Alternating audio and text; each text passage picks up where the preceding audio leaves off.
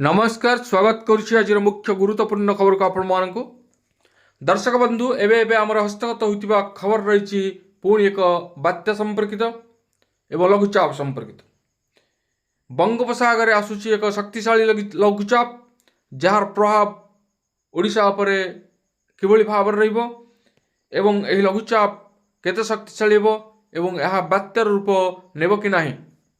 जदि बात्यार रूप निए तेबे केउं केउं स्थान को प्रभावित करिवो एवं लघुचाप प्रभाव में केउं केउं स्थान में प्रबल अति प्रबल वर्षार संभावना रही से संपर्क में पाणीपाग विज्ञानी मानकर मतामत कौन रही से संपर्क में संपूर्ण विवरण मुझे आपको ये वीडियो प्रदान करी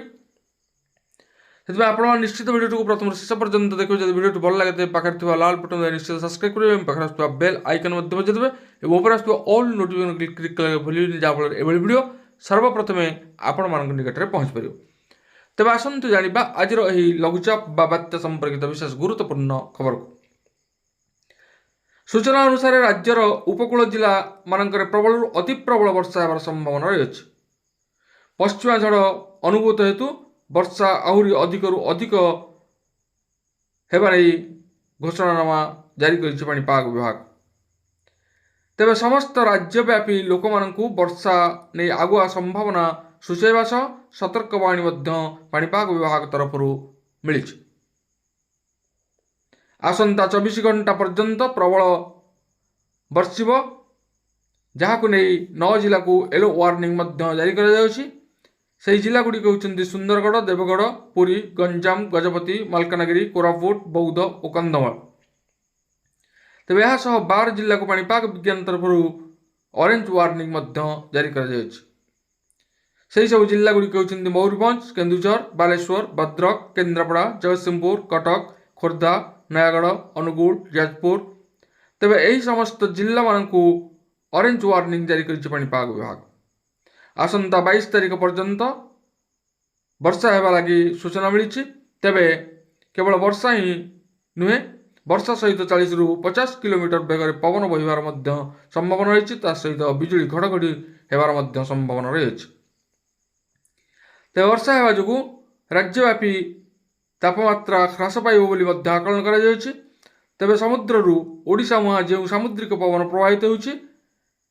तेणु विशेषकर उपकूल ओडिशा मानकर आर्द्रतार परिमाण बढ़ुची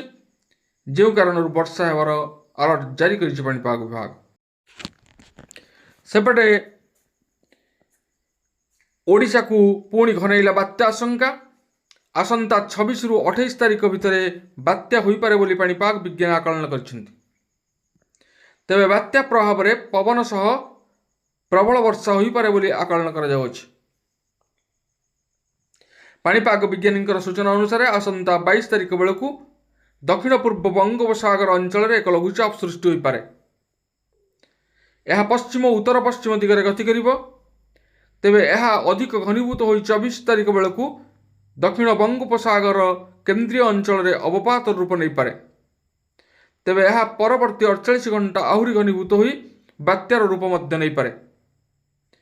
तेबे ओडिशा उपरे यार सीधा प्रभाव पड़ न पारे आसंता 22 तारिख बेलू बात्या को नहीं चित्र स्पष्ट हो पारे बोली पाणीपाग विज्ञानी आकलन कर सूचना अनुसार गत अक्टोबर मास मध्य बंगोपसागर एक बात्या सृष्टि होता जार ना थिला मंथा गत अक्टोबर 28 तारिख में आंध्र प्रदेश नरसापुर में बात्या मंथा लैंडफॉल करथिला राति 11:30 ରୁ 12:30 मध्य लैंडफॉल करथिला मछलीपट्टम और कलिंगपट्टम मध्य नरसापुर में लैंडफॉल करथिला बात्या मंथर लैंडफॉल प्रक्रिया प्राय 5 घंटा धरी चलता यही समय पवन वेग 90 ରୁ 110 किलोमीटर भितर रही यार प्रभाव में मछलीपट्टम काकिनाडा राजमहेंद्री बापाटिया काभाली नूरोल आदि अंचल प्रबल वर्षा सह पवन होता तेज बात्या मंथा जो ओडिशा रे गजपति जिला सर्वाधिक प्रभावित होता विभिन्न स्थान में गछ उपुड़ी पड़ता बेले केतेक स्थान में भूस्खलन होता सूचना मिलता गजपति जिले में भयंकर तांडव रचि बात्या